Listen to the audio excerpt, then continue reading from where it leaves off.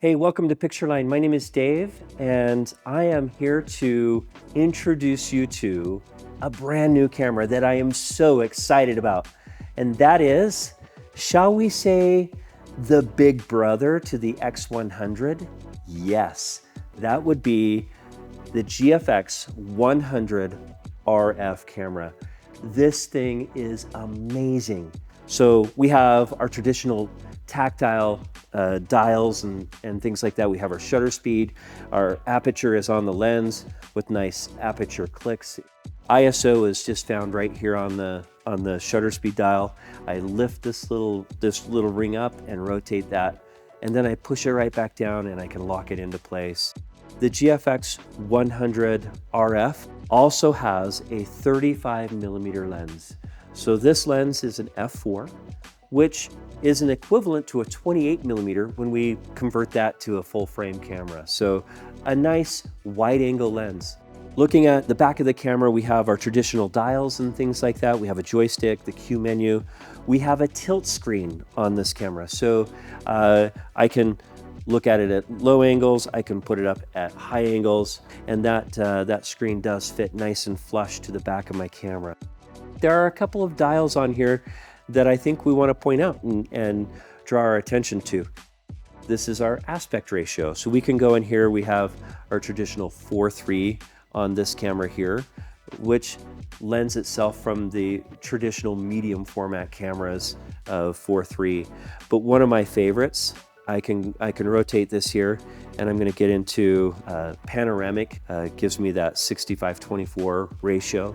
So in my opinion, that is such a beautiful panoramic format. I love it. It's like the perfect ratio. So I have here on the front a zoom toggle switch. So I can, I have my 35mm wide angle.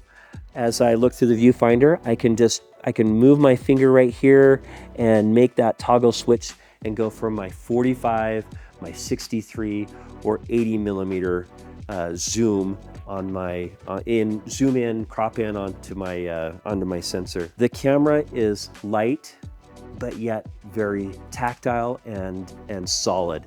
When we make changes or adjustments, you feel those adjustments. It's got a tight feel to it, but not too tight that I can't just easily make those adjustments while I'm looking through the viewfinder. Some other things that I think are really kind of cool, it has a built-in 4-stop ND filter. So if I'm shooting in bright scenarios and I need to drop down that light, I can shoot wide open. With this camera, I have 20 different film simulations that I can choose from. Other things that I think are important to note as we have our first look of this camera, and that is the battery. So I have, it's our traditional GFX battery that we're using on all of our other GFX cameras. The camera charges via USB-C, and I have the audio input, and I have headphones out, and I have a micro HDMI cable or input that I can put in there. We are looking at 2 SD card slots. As we put those cards in there, we want to make sure that we're using UHS 2 cards. With that, here's our first look. We're gonna go out and let's test the image quality of this camera. Let's see what it looks like. So come on, let's go take a ride and see what we can come up with.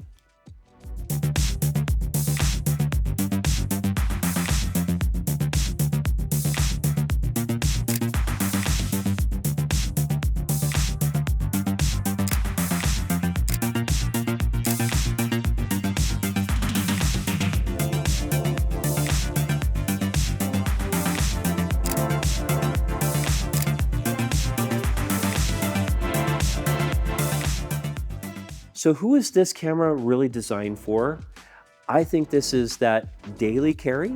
It's that person who wants to have maybe one camera that can do lots of things, whether that be street photography, whether that be even landscapes or just family out and about doing those daily things.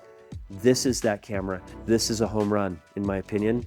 Fujifilm has done a fabulous job on putting all of the buttons, all of the dials, everything in the right place.